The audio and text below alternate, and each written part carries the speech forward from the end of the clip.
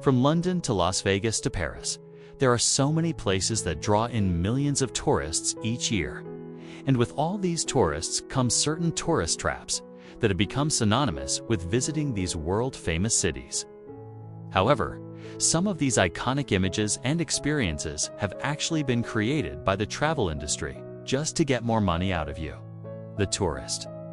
So today we're going to be exploring 10 tourist myths that are totally fake. Number 1, the Great Wall of China. It is one of the new 7 wonders of the world, right? Wrong. Even though it is commonly referred to as one of the greatest human achievements ever. It was never considered for UNESCO's list of new 7 wonders and is not widely accepted as one of the new 7 wonders of the world. Now, even if this were true, there is a catch. You can't actually see it from space. Despite what the name suggests, the Great Wall of China is not visible from space with the naked eye. Astronaut Gordon Cooper claimed to have seen it while orbiting the Earth in the 1960s, but his vision was aided by good lighting conditions and a telephoto lens. But don't worry, as long as you head up to the top of a watchtower, you will be able to see for miles and miles, just not otherworldly landscapes. 2. Paris, City of Love. The Eiffel Tower was originally meant to be a temporary structure built for the 1889 World's Fair. Gustave Eiffel, the engineer behind the tower, intended it as a symbol of France's industrial prowess, not a monument to romance. It wasn't until later that the tower gained its reputation as a symbol of love, largely due to American soldiers returning home from World War I, who compared it to the Statue of Liberty. In fact, the Eiffel Tower is one of the most visited paid monuments in the world, with over 6 million visitors every year. Better book those tickets in advance, guys. 3. The Leaning Tower of Pisa. It's a wonder it hasn't fallen over yet. The tower was intentionally built at a slight tilt to give the illusion that the dome was heavier than it really was. And funnily enough, it's not even the oldest leaning tower. There are many others in Pisa alone, such as the Tor Pendente di San Niccolò, which leans twice as far as the Leaning Tower. The tower did lean a lot more before the 1990s, when it underwent extensive restoration work, which included anchoring it to the ground with steel rods. This has reduced the lean to half of what it once was. And in 2008, workers used a series of weights to further reduce the angle to a mere 3.97 degrees. So next time you're there, take a photo pretending you're holding it up. 4. The Mona Lisa.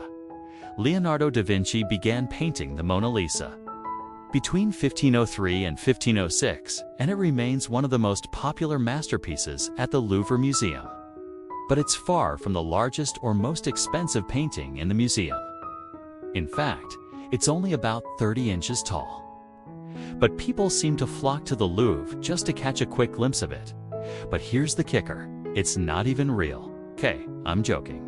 It is real, but it doesn't even look like the Mona Lisa anymore. The painting was stolen from the museum in 1911, but thankfully was recovered 2 years later. It now resides behind bulletproof glass, and it's impossible to get a clear view of the artwork because of the glass's reflection. 5. Hollywood sign. Everyone knows the Hollywood sign, right? Well, they don't. The sign was originally meant to advertise a development called Hollywoodland. After the real estate company went bankrupt in 1923, the sign was left with no purpose, and the city of Los Angeles wanted to remove it. However, the Chamber of Commerce intervened and convinced the city to let them refurbish the sign instead. But since the word Hollywood had already been removed, they replaced the H with an ampersand and kept the sign as a permanent fixture in the city. So basically, it's just a glorified billboard. If you want to see the actual sign, you have to pay admission to the Griffith Observatory or go to a viewing point outside of the park. 6. The Statue of Liberty. It's made of copper, right? Nope. Although it may appear to be made of copper, the statue is actually made of thin sheets of hammered copper over a framework of iron and steel. The skin of the statue has oxidized over time, which is what gives it the green color. As a result, it has gained a nickname, the Green Lady. Fun fact, the statue isn't completely green. The parts that have been less exposed to the elements remain shiny copper color. By the way, if you're enjoying this video, please click the like button below and subscribe. 7. Stonehenge. Many people visit Stonehenge each year, but few realize that it's just a small part of a much larger landscape. In fact, there are over 100 burial mounds and other archaeological sites within a 2-mile radius of Stonehenge, including several other henges. Unfortunately, the UK government considers all of these sites to be part of a single monument called Stonehenge, Avebury, and other associated sites. So the entire area is protected and no further excavations are allowed. They have even banned metal detectors from the site. 8. The Colosseum. Most people associate Rome with ancient ruins, but few realize that there are still plenty of well-preserved medieval buildings in the city. In fact, Rome is home to the second largest Gothic cathedral in the world after Milan's Duomo. But the biggest misconception about the Colosseum is that it was used for gladiatorial combat. While it is true that gladiators fought there, the majority of the events held in the arena were mock sea battles or animal hunts. They would flood the arena to simulate being at sea and then use boats and ballistae to launch fish and other animals into the audience. These spectacles were free and open to the public, and attendance could reach up to 80,000 spectators. 9. Sydney Opera House. One of Australia's most famous landmarks is the Sydney Opera House, a large performing arts center that hosts concerts, plays, and ballet performances. But what most people don't realize is that the building is actually 2 separate venues. There's the larger of the 2, the Opera Theatre, which seats 1,500 people, and then the smaller Drama Theatre, which seats 400. The Opera House was designed by Danish architect Jorn Utzon, but he was fired mid-construction due to budget concerns.